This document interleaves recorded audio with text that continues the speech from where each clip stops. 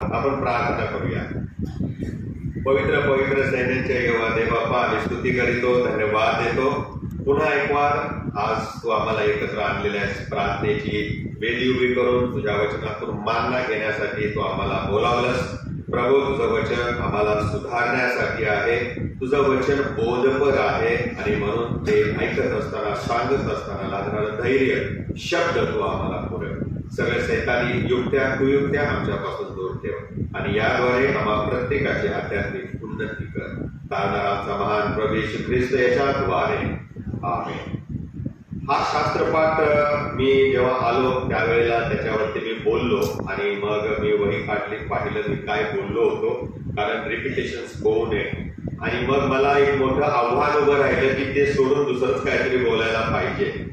आणि म्हणून मग आज त्याच शास्त्रपाठावरती दुसऱ्या दृष्टिकोनातून मी आज अभ्यास केलेला आहे। गेल्या आठवड्यामध्ये तो तुमच्या समोर मांडत आहे आणि आजच्या उद्देशाचं शीर्षक आहे समानतेचं राज्य। परमेश्वराच्या दृष्टीने सर्व समान कसे आहेत हे प्रभू येशू ख्रिस्ताने या दाखल्यातून आम्हाला सांगितलेलं आहे आणि म्हणून आपण त्याकडे लक्ष देणार आहोत। मत्तेने जे वर्णन केलेलं आहे शुभवर्तमानामध्ये 20वा अध्याय आणि 1 ते 16 या शास्त्रपाठामध्ये, त्यामध्ये येशूने देवाच्या राज्याचं रहस्य काय आहे हे एका दाखल्यातून प्रगट केलेलं आहे, हे आपण विसरू नये। त्यामध्ये येशूने त्याच्या राज्यात विदेशी म्हणजे जे त्याच्यावर विश्वास ठेवत नाही असे अनेक लोक जे इतरांच्यावर अधिकार गाजवतात, ज्या प्रकारे तसा अधिकार देवाच्या राज्यात वापरला जात नाही हे देखील प्रभू येशू ख्रिस्त त्यामधून सांगत आहे, सांगू इच्छितो। कारण खरधनी आहे, त्याने जो निर्णय घेतला त्याच्या विरोधात त्याच्या अधिपत्याखाली काम करणारे त्याला विरोध करायला लागले, असं चालत नाही। म्हणून एका उपदेशामध्ये मी म्हटलं, मंडळीमध्ये लोकशाही नसते, हुकुमशाही पण नसते, पण देवाचा न्याय असतो, देवाचे नियम असतात। आणि ही गोष्ट सातत्याने परमेश्वर वेगवेगळ्या दाखल्यांच्या मधून सांगत आलेला आहे। आणि म्हणून देवाच्या राज्यामध्ये देव हा अधिकारी आहे, त्याच्या न्यायानुसार सर्व गोष्टी चालतात, हे येशू ख्रिस्त या दाखल्यामधून प्रगट करू इच्छित आहे।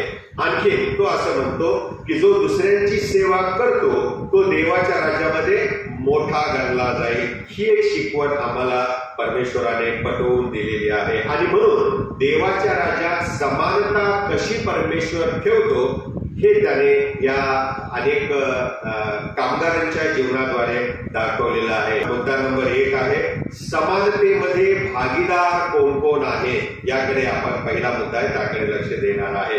पहिली गोष्ट आहे खरधनी, ज्याच्याकडे एक द्राक्षमळा होता, त्या द्राक्षमळ्याचा धनी देखील हाच होता, दोघांचा धनी एकच आहे। आणि म्हणून असं म्हटलेलं आहे की या द्राक्षमळ्याचा जो मालक आहे त्याला मालक या नात्याने द्राक्षमळ्यामध्ये खूप कामं होते। उदाहरणार्थ खळं खणणे, त्याचप्रमाणे तयार करणं, त्याचप्रमाणे द्राक्षमळ्याची काळजी घेण्यासाठी द्राक्षवेल लावणं, फांद्या छाटणं, हंगामाच्या वेळी त्या द्राक्ष जे आहे ते द्राक्ष फोडणं, कामगार कामाला लावणं, अशा अनेक गोष्टी आहेत की ज्या मालकाच्या विचारांच्या मध्ये होत्या। आणि म्हणून आपल्या द्राक्षमळाची काळजी घेण्यासाठी हा मालक जबाबदार होता। आणि म्हणून त्याने काय केलं की भाड्याने किंवा वेतनावरती काही मोलकरी आणले। चिंतातूर होता तो, त्याला काळजी होती आणि म्हणून तो मोठ्या सकाळी, शास्त्रपाठामध्ये लिहिलेला आहे, मोठ्या सकाळी बाहेर पडला आणि मोलाने कामगिरी लावण्यासाठी तो बाहेर पडला, असं म्हटलेलं आहे। मत्तेचं शुभवर्तमान 20वा अध्यायाने पहिल्या वचनामध्ये लिहिलेलं आहे। मोठ्या सकाळी या 2 शब्दांनी माझं लक्ष वेधलं। पण त्याला काही झोप किती लागली का नाही, हा रात्रभर तळमळत असेल, कारण तो मालक होता, त्याला द्राक्षमळ्याची काळजी होती। आणि म्हणून तो भल्या पहाटे मोठ्या सकाळी बाहेर पडला आणि त्याने प्रत्येक कामगाराला त्यांच्या रोजच्या म्हणजे दिवसाचं वेतन ठरवलं आणि ते वेतन होतं, पगार होता पावली।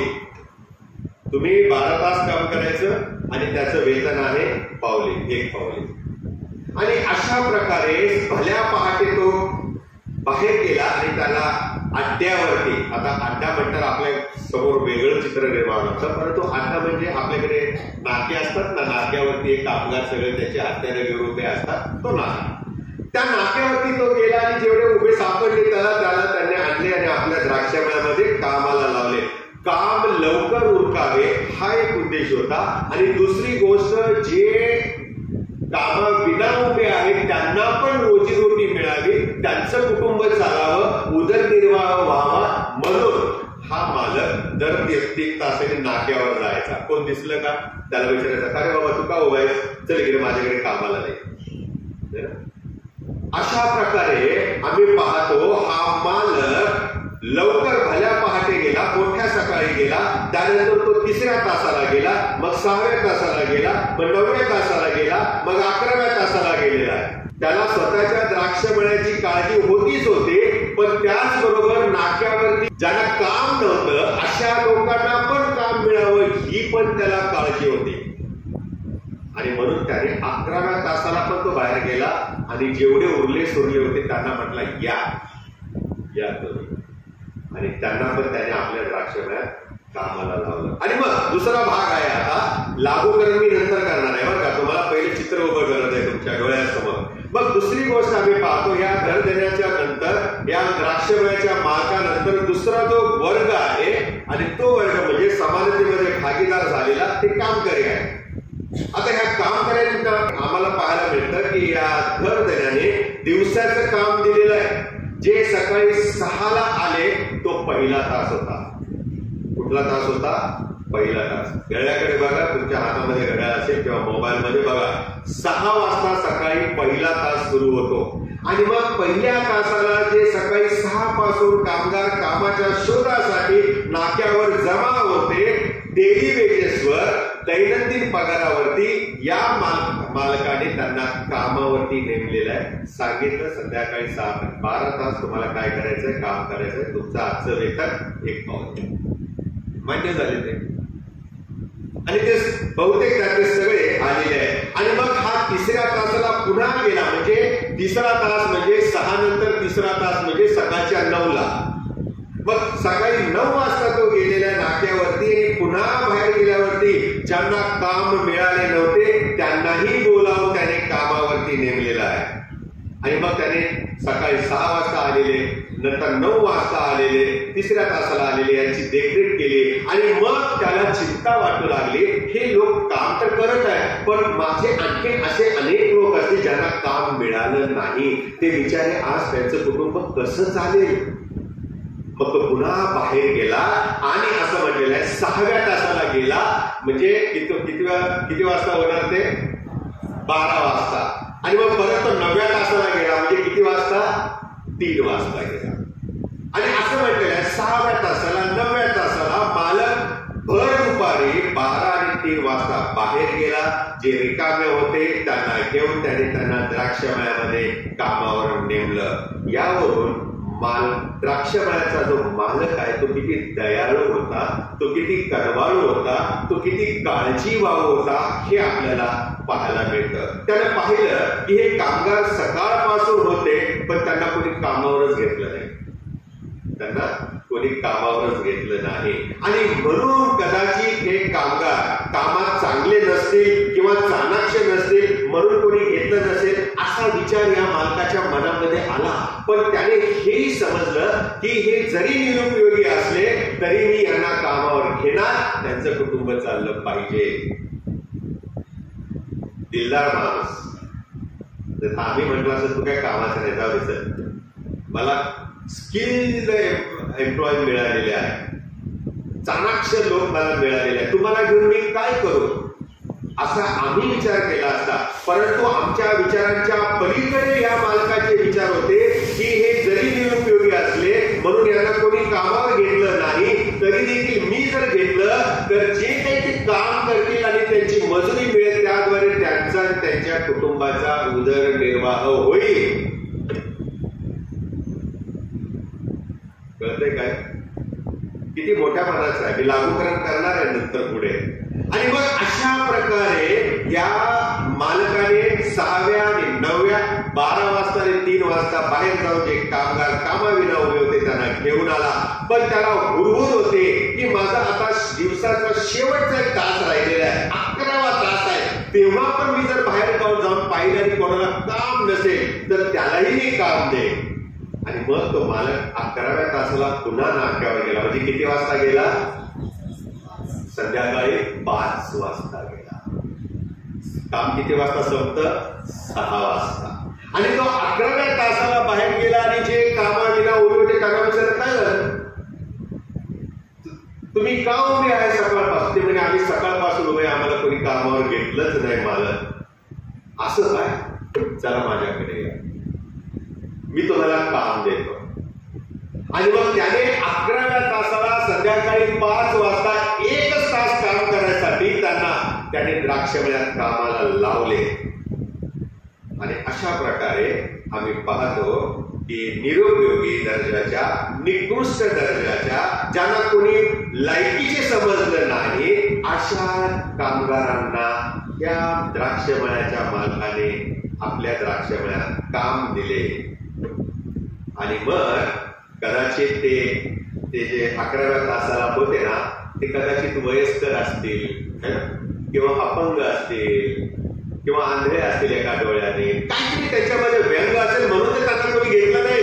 पण द्राक्षमळ्याचा मालक हा दूरदृष्टीचा होता आणि त्याने त्यांनाही कामावर घेतलं आणि त्यांना मोल दिलेला आहे. दुसरा मुद्दा आहे की या मालकाने सकाळी 6 पासून संध्याकाळी 5 पर्यंत सगळ्या कामगारांना काय केलेलं आहे? एकच वेतन दिलेलं आहे. काय केलं? एकच वेतन दिले. आणि त्याच्या या समानतेवर टीका झाली. ऑब्जेक्शन कशावर घेतलं? मालकाने केलेल्या समानतेवर केलेलं. आणि मग त्याकडे दुसरा मुद्दा आहे, आपण टीकेकडे लक्ष देणार आहे की टीका कशावर झालेली आहे. पहिली गोष्ट आम्ही पाहतो वेतनावरती झालेली आहे. मोशेचं नियमशास्त्र जर आपण वाचलं तर त्यामध्ये आम्हाला असं पाहायला मिळतं की मोशेच्या नियमशास्त्रानुसार कामगाराचे दररोजचे वेतन त्याला दररोज देण्यात यावे. उद्या ये, संध्याकाळी ये, परवा ये, मला आता सुट्टी नाही, असं नाही. कारण त्या कामगाराचा उदरनिर्वाह त्याच्या रोजच्या पगारावरती आहे.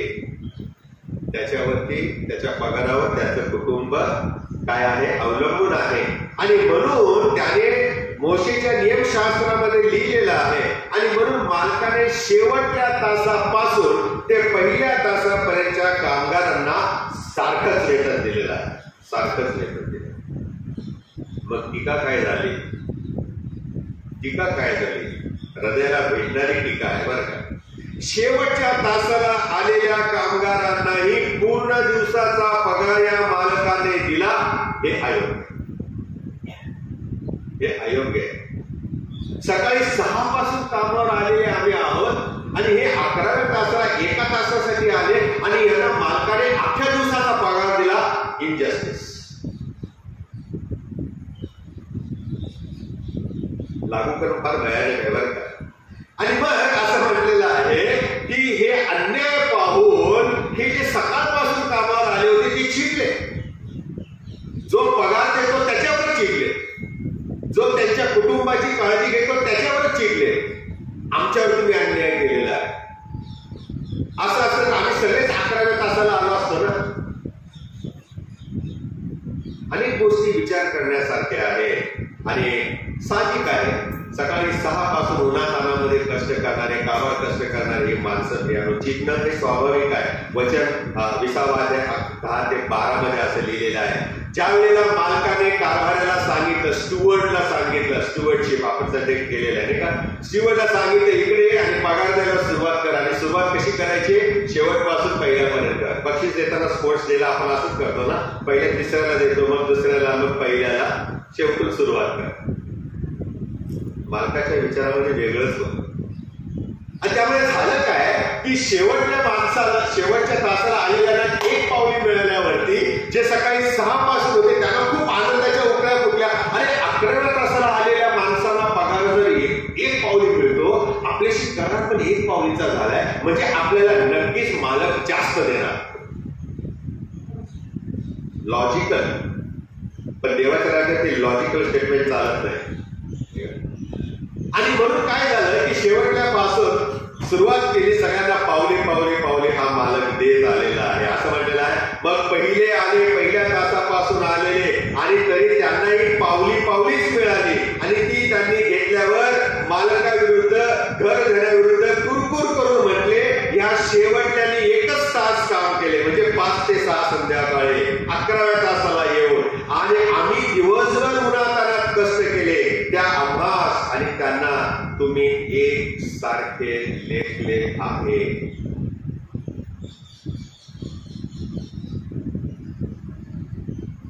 आपल्या घरातल्या कामवालीला आपण असंच करतो ना. काय करतो? ठाडा केला, पगार कर. फार मोठेपणा वाटतो, पगार कर केला, मी न्यायाने वागलो, बाई कामावरच यायची. पण मग त्या सेक्युरिटीला सांग, शेजाऱ्याला सांग, वरच्याला सांग, खालच्याला सांग, अरे बाबा बाई बघा, आणि ती मिळत नाही तोपर्यंत स्वतःच काम करत बसा. कुणी सांगितलं? ते पण त्यांच्या पोटासाठीच काम करतात ना. आम्ही आमच्या कामावरती जेव्हा सुट्टी घेतो त्यावेळेला आम्हाला आमच्या सिक लीव्ह असतात, ईएल असतात, काय काय लीव्ह असतात, देव झाले, त्या सगळ्याचं बेनिफिट आम्ही घेतो की नाही. मग त्या कामलीचा पगार कापून टाकल्यानंतर आम्हाला मोठेपणा केल्यासारखं वाटतो, पण नंतर मग असं वाटतं चिडचिड, राग, द्वेष निर्माण होत असतो. येशूनं असं काहीही करावं असं सांगितलेलं नाही, आणि या मालकाच्या उदाहरणामधून परमेश्वराने आम्हाला हीच गोष्ट शिकवलेली आहे. लिव्हिंग, देऊन टाका, देऊन टाका. काय जाणार आहे तुमचं? एखाद्यावर अन्याय करू नका. जरी आम्हाला आपण करत असलेली गोष्ट न्यायाची वाटली तरी ती प्रियानो आम्ही त्यामध्ये संतुष्ट असलं पाहिजे, आणि दुसऱ्यावर अन्याय होऊ नये कुठल्याही कारणास्तव याची काळजी घेतली पाहिजे. तिसरा मुद्दा आहे समानतेमध्ये, आणि तो म्हणजे विंडिकेशन ऑफ इक्वॅलिटी. समानतेचं पुष्टीकरण या मालकाने कसं केलेलं आहे? पहिला मुद्दा त्यामध्ये त्याने सत्य तेच बोललेलं आहे. काय म्हणाला मालक? त्याने सत्यता कशी दर्शवली पहा. पहिल्या तासाला आलेल्या कामगारांनी दिवसाच्या कामाची मजुरी पावली पावलीच ठरवले होते, आणि त्या कामगारांनी ते मान्य केलं. त्यामुळे जास्त मिळावं ही अपेक्षा करणं चुकीचं होतं. चुकीचं होतं. त्यांनी मालकाने तुम्हाला जास्त का द्यावं? कशासाठी द्यावं? आपला करार झाला की तुम्ही 12 तास काम करायचं, तुम्हाला 1 पावली मिळणार ना, ती घ्या, चालायला. पैसे माझे आहेत, मी मालक आहे. मी 11व्या तासाला आलेल्या पावली परत आणखी त्याचा हिस्सा करायचा का? त्याचा काय उपयोग होणार आहे? त्यात तो जगू शकेल का? त्याचं कुटुंब उदरनिर्वाह होऊ शकेल का? मला त्याची काळजी आहे. तुम्हाला किती दिलं, यांना किती दिलं, हा भाग नाहीये त्याच्यामध्ये. आणि मग आम्ही पाहतो वचन 20 अध्याय 13 आणि 14 वचनामध्ये असं लिहिलेलं आहे. तेव्हा मालकाने त्यातल्या एकाला उत्तर दिले, गड्या, मी तुझा अन्याय करत नाही. तू मजबूरवर पावलीचा करार केला की नाही? तू आपले वेतन म्हणजे पावली घेऊन चालायला घरी जा. जसे तुला 14 वचन, जसे तुला तसे ह्या शेवटल्या 11व्या तासाला आलेल्यालाही द्यावे अशी माझी इच्छा आहे. मी मालक आहे, मी गर्दनी आहे. दुसरा मुद्दा आहे या समानतेच्या पुष्टीकरणामध्ये, ते म्हणजे हे जे कामगार होते ना, त्यांनी चुकीचा अंदाज बांधला. त्यांनी चुकीचे विचार त्यांच्या मनामध्ये आणले. त्यांना असं वाटलं की या शेवटच्या तासाला आलेल्यांना 1 पावली दिली आणि आम्हाला 1 पावली दिली, हा आमच्यावर झालेला अन्याय आहे. पण त्याने हा जर विचार केला असता ना, जाऊ दे, आपल्याला 1 पावली मिळाले ना, ते बिचारे 11व्या तासाला आले, त्यांना पण मिळाले ना, चांगला मालक आहे, काय झालं, बिघडलं असतं का? उलट मालकाने ऐकल्यावरती त्यांचे दाम दुप्पट आणखी वाढवलं पण असतं कदाचित, पण टीका ऐकल्यावरती टीका मालकाच्या डोक्यात गेली, आणि मग शेवटी तो मालकच आहे. बरोबर कॉन्स्टिट्यूशन वापरलं, त्यानं नियम वापरलं बरोबर. आणि म्हणून प्रियानो, आम्ही या ठिकाणी पाहतो की हे जे कामगार होते, अन्यायाला पायाच नव्हता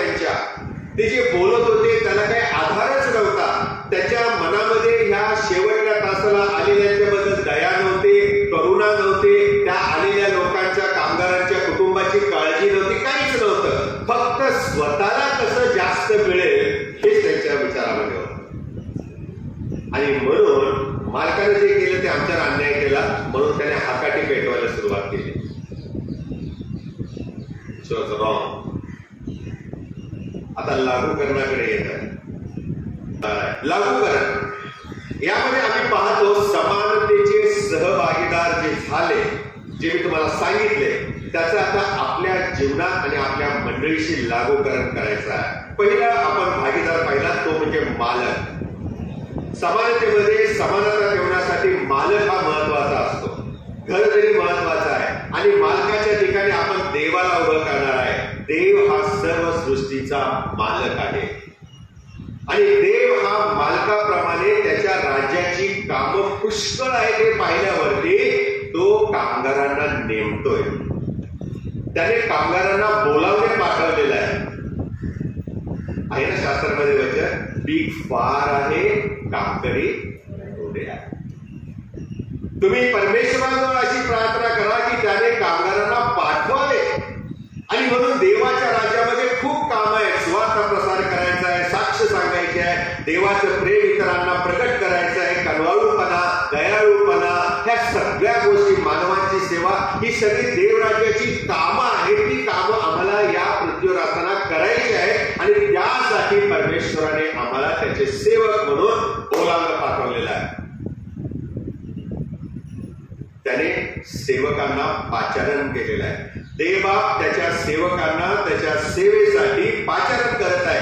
त्याची तारणाची योजना जी आहे ती इतरांच्या पर्यंत पोहोचण्यासाठी परमेश्वर सेवकांना नेमतो.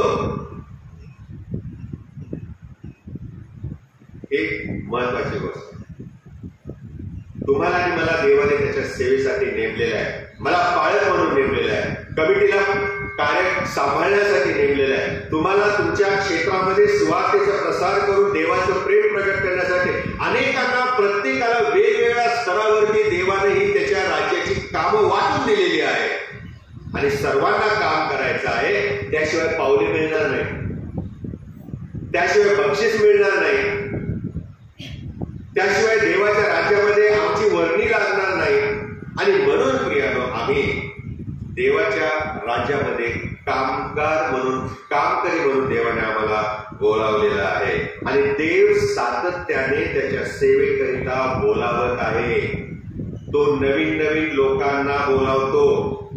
सकाळी 6 वाजता पहिला तास, मग तिसरा तास, मग 6वा तास, मग 9वा तास, मग 11वा तास. The invitation is open. आमंत्रण हे खुलं आमंत्रण आहे मित्रांनो. कोणाला कुठल्या वयामध्ये परमेश्वर सेवेला बोलवेल हे त्याचं काम आहे, आमचं नाही. माणसं रिटायर झाले तरी त्यांना देव कामाला ठेवतो. आम्हीच म्हणतो ते तर रिटायर आहे, त्यांना कशाला घ्यायचं. पण देवाच्या दृष्टीने ते मोलाचे आहेत ना. त्याच्या द्राक्षमळ्यामध्ये काम करायसाठी त्यांना महत्व आहे. पण कधी कधी आम्ही म्हणतो की तरुणाला काय देवाचं काम करायला द्यायचं आहे, तो जरा प्राऊड होऊ दे. अरे पण त्याला त्या तारुण्यामध्ये देवाच्या सेवेसाठी बोलावले ना. घरगरी तो आहे, देवराज्याचा मालक तो आहे. ह्या गोष्टी आम्ही याच्यातून शिकण्यासारख्या आहे. आता हा मालक झाल्यावरती दुसरा आम्ही पाहतो, समानतेमध्ये भागीदार जे होते ते कामकरी आहे. देवाचे काम करण्यास आपण सुरुवात करतो जेव्हा आमचा नवा जन्म होतो. ही प्रायमरी लाईन आहे, महत्वाची ओळ आहे. आमचा जेव्हा तारण होतं, जेव्हा आम्ही देवाला, येशूला आपल्या जीवनामध्ये स्वीकारतो, तेव्हा आम्हाला त्याचं काम करण्याची प्रेरणा मिळते. आता मी तुम्हाला प्रत्येक तासाकडे नेत आहे. पहिल्या तासात मोठ्या पहाटे जे आहे ते कोण आहे?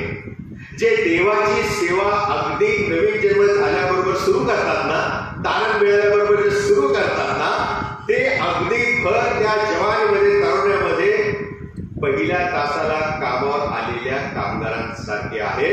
त्यांना त्या दिवसापासून, त्यावेळेपासून मरेपर्यंत मोठा कालावधी सेवेसाठी मिळतो. 12 तास. देवाच्या सेवेमध्ये आम्ही जेव्हा जन्म होतो त्यावेळेला सुरुवात करतो, त्यावेळेला सेवा करण्यासाठी, काम करण्यासाठी मोठा कालावधी, भल्या पहाटे आम्ही कामाला सुरुवात करतो. म्हणून डोंट वेट, मी नंतर करेन, पण मी पुढच्या वर्षी करेन, पुढच्या महिन्यात करेन, नाही. ज्या वेळेस प्रभूने तुम्हाला नेमलेलं आहे कामाला, देवाच्या सुरुवात करा, हा त्याचा अर्थ आहे. नंतर घराचा मालक जो आहे, द्राक्षमळ्याचा मी शोधायला लागलो तिसरा तास म्हणजे काय, सेवकांची काम करण्याची ही पुढची पायरी आहे. ज्यांचं तारण आणि नवा जन्म थोडा उशिरा झालेला आहे त्यांना सेवेला उशीर होतो प्रारंभ करायला, म्हणून त्यांना मग 12 तासापैकी 3 तास निघून जातात, कमी कालावधी मिळतो. पण त्यांनी सेवा करावी ही देवाची इच्छा, ही देवाची इच्छा. आणि म्हणून परमेश्वर त्यांना पण सेवेमध्ये घेतो आणि कामावरती ठेवतो. मग मी वळालो 6व्या तासाला 12 वाजता, मग 9व्या तासाला 3 वाजता. यांच्यावरती पण देवाची कृपा झालेली आहे. ते निरुपयोगी आहेत असं नाही. पावलाचा एक सहकार्य होता, त्याने फिल्मोनाकडे त्याला पाठवलेले, त्याला म्हणाला पत्र लिहिताना, हा प्रति तुझ्या दृष्टीने निरुपयोगी असेल पण मला तो सुवार्तेच्या कार्यासाठी बहुत उपयोगाचा वाटतो आहे. आम्ही ज्यांना निरुपयोगी समजतो, अरे हे काय काम करणार देवाचं, देव त्यांच्याकडून जास्त काम करून घेऊ का, शेवटी तो मालक आहे ना, तो गरजणी आहे, द्राक्षमळ्याचा गरजणी आहे आणि म्हणून मालक आहे. आणि म्हणून तो 3ऱ्या आणि 6व्या आणि 9व्या तासावरती पण जे आहे म्हणजे काय, अगदी आयुष्याच्या मध्यानावरती 12 वाजता म्हणजे दिवसाचा मध्य, एखाद्याच्या जीवनाचा मध्य काय असावा प्रियानो, एक 60 वर्षाचं जर धरलं तर आपण त्याचा मध्य किती येतो, 30 वर्ष. 70 म्हटलं तर 35 वर्ष, नाही का. अगदी मध्यानामध्ये ज्यांचं तारण होतं आणि नवा जन्म होतं ते देवाला स्वीकारतात, त्यांना देखील परमेश्वर त्याच्या सेवेमध्ये रुजू करून घेतो, पाचारण करतो आणि यासाठी की त्याच्या म्हणजे देवाच्या राज्याची वाढ व्हावी. कारण पीक खूप आहे, कामगिरी थोडे, कामगिरी थोडे. आणि मग 11वा तास, आणि हा आमच्या जीवनाशी लागू जर केला ना तर 11वा तास आमच्या आयुष्याचा शेवटचा काळ काय आहे, शेवटचा काळ आहे. या शेवटच्या काळामध्ये आल्यानंतर देखील, या शेवटच्या काळातील वयामध्ये असताना देखील देवा त्याच्या सेवकांना पाचारण करतो, त्याच्या सेवेसाठी तो त्यांना उभं करतो, शक्ती देतो, ताकद देतो, बळ देतो. कालेब नावाचा एक मनुष्य जुन्या करारात होऊन गेला, 78 वय होतं, किती 78. आणि तो प्रभूकडे काय मागतो, प्रभू हा समोरचा पहाड आहे ना तो मला दे, तो मला दे. अनेक उदाहरण शास्त्रामध्ये प्रियानो, जर त्याचा आपण व्यवस्थित अभ्यास केला तर आम्हाला पाहायला मिळतं, ज्यांना आपण कुचकामी समजतो ते प्रभूच्या दृष्टीने अतिशय उपयोगाचे आहे. प्रभू त्यांना पाचारण करतो आणि त्यांना वेतन देतो, मजुरी देतो. पुढे आता टीकेकडे मी येत आहे, लागूकरण टीकेकडे येत आहे. असं म्हणलेलं आहे की या घरधर्याने 1ल्या तासाला जे आले आणि 11व्या तासाला जे आले त्या सर्वांना समान अशी मजुरी दिलेली आहे. भांडणच नको, तुला हे पावले यालाही हे पावले.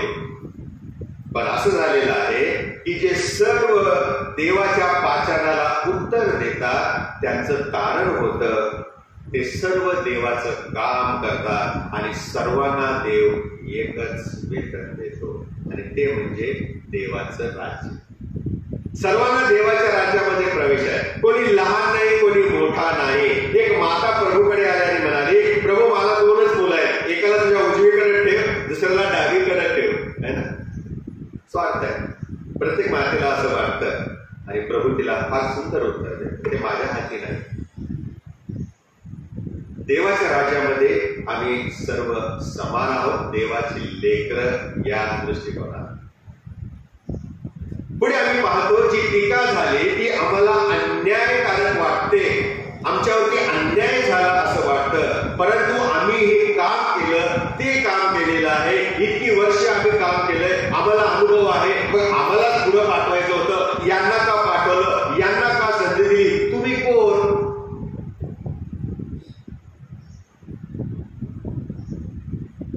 मालक मी आहे ना, माझ्या द्राक्षमळ्याची काळजी घेणं माझ्या हातात आहे ना, मला कळतं ना कोणाला किती वेतन द्यायचं. पण टीका करणारे सुसाट टीका करत सुटतात आणि ते घातक आहे. इतरांपेक्षा आम्हाला संधी मिळाली पाहिजे, आमच्यासारखं काम दुसरं कोणी करूच शकणार नाही असा आविर्भाव आमच्या मनामध्ये येतो आणि दुसऱ्यांना काम करू देत नाही. वर्षानुवर्ष तीच माणसं त्याच ठिकाणी तीच काम करत असतात. मंडळीची प्रगती होणार कशी? हा धडा याच्यातून शिकायला मिळतो. मंडळीने शहाण व्हावं ही परमेश्वराची इच्छा आहे. आणि जेव्हा जेव्हा आम्ही पालक आणि पालकिका याकडे प्रयत्न करतो ना, आम्ही टीकेचे धनी होतो. यांची बदली करा, ताबडतोब यांना इथून काढा. कारण आमचं काही चालतच नाही, आमचा अन्याय होतो. पण मला तुम्हाला सांगू द्या, हा शास्त्रपाठ अतिशय चांगला आहे. ज्यांना 11व्या तासाला निरुपयोगी म्हणून ठेवलेलं आहे त्यांनाही त्याने कामावर घेतलं आहे. मेन प्रवाह, मुख्य प्रवाहामध्ये आणल्याने म्हटलं तुम्हाला पण मी तेवढीच मजुरी देणार, तुमच्यावर मी अन्याय देणार नाही. कारण तुमच्या मजुरीवर तुमचं कुटुंब अवलंबून आहे. I know it. मी मालक आहे, मला अधिकार आहे कोणाला काय करायचं, कोणाला कुठे बसवायचं, कोणाला किती पगार द्यायचा. आणि मग सत्यतेची पुष्टी तिसरा मुद्दा आहे समाजाच्या भागामध्ये, आणि ते म्हणजे सत्यतेचं वाक्य. मालक म्हणाला आपला करार झाला तेवढा तुम्हाला मिळाला की नाही, मग त्याच्यामध्ये खुश राहा ना. तुम्ही इतकी वर्षे काम केली, सेवा केली, ठीक आहे ना, दुसऱ्याला करू दे ना.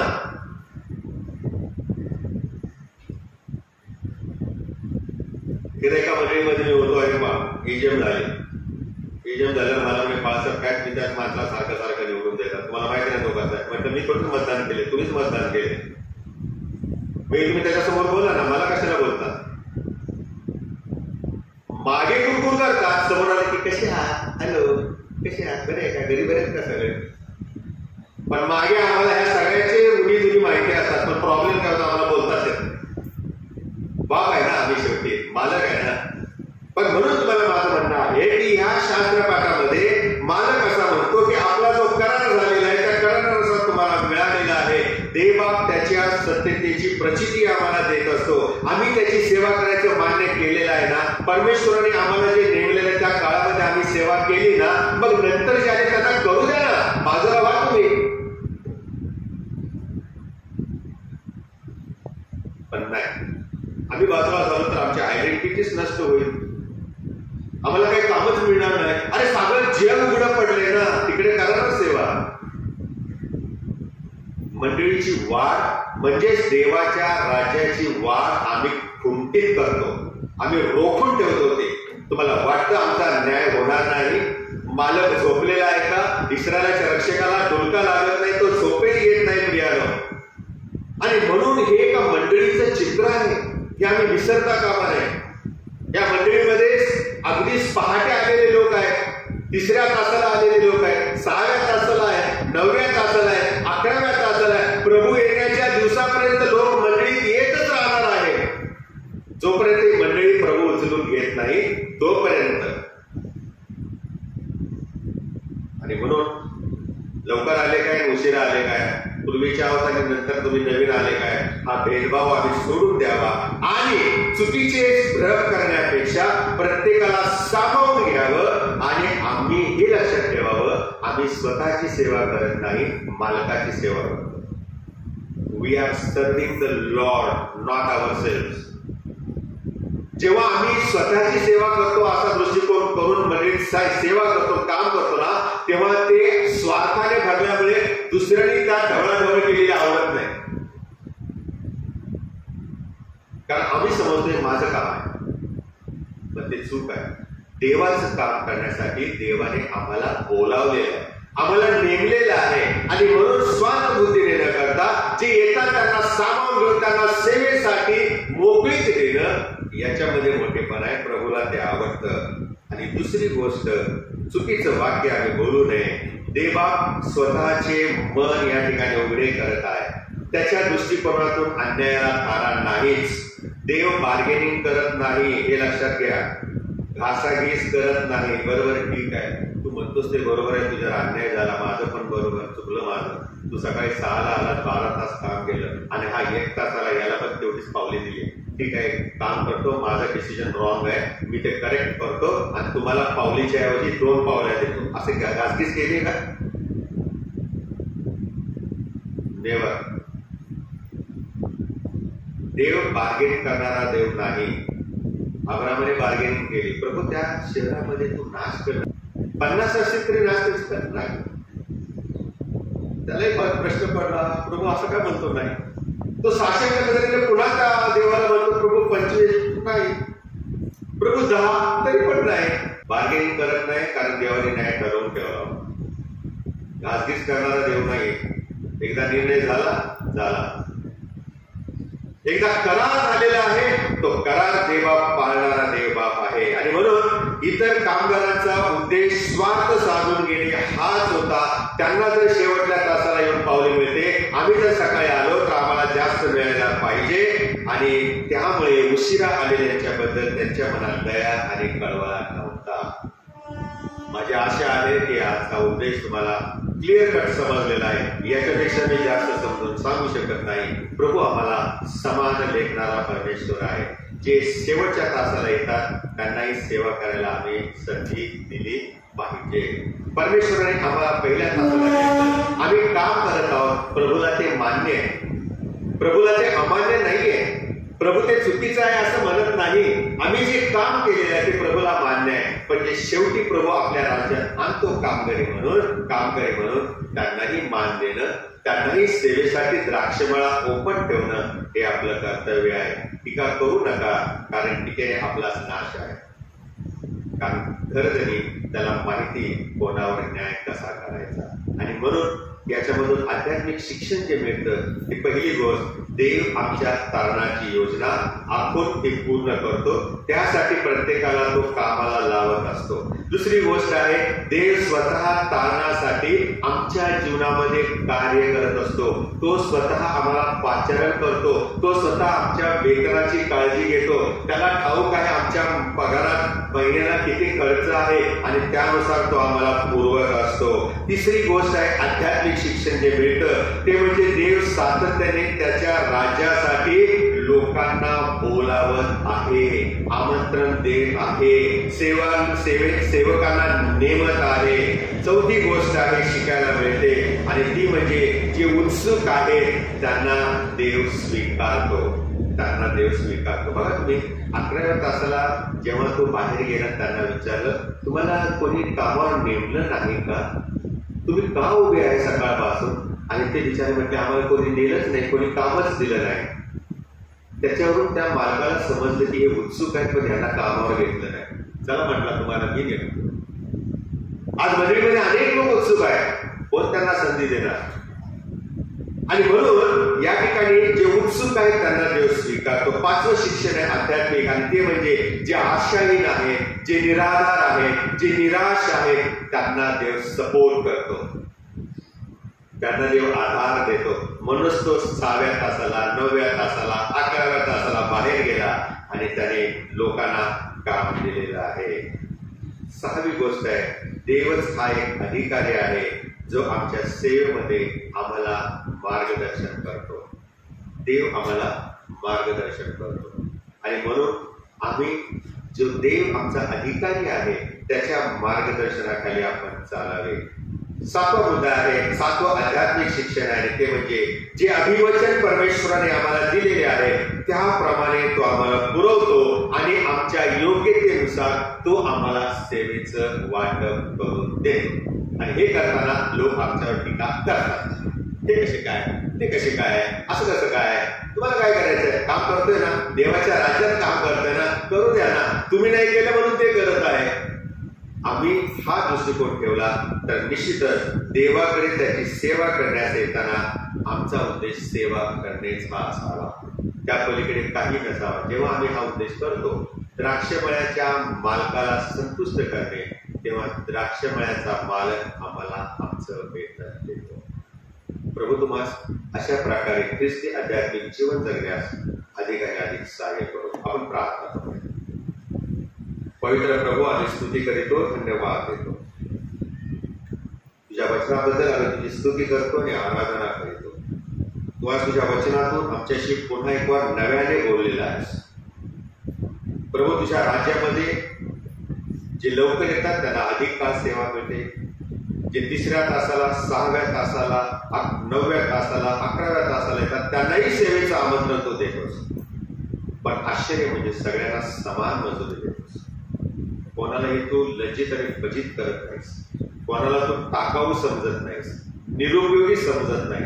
आम्ही जसे आहोत तसे तू आम्हाला कवटाळतोस, आमच्यावर दया करतोस. आमच्या कुटुंबाची काळजी घेतोस आणि म्हणूनच प्रभुदेव बाप्पा तू आमच्या खरोखर प्रेम करणारा देव बाप्पा आहेस. म्हणून तू आम्हाला हे आज्ञा केलीस की जशी मी तुमच्यावर प्रीती केली तशी तुम्ही एकमेकावर प्रीती करा. हेच शिक्षण घेऊन प्रभू आम्ही आज तुझ्या नावाला गौरव देतो आणि धन्यवाद देतो. प्रार्थना येशूच्या नावात केली आहे म्हणून तो आहे.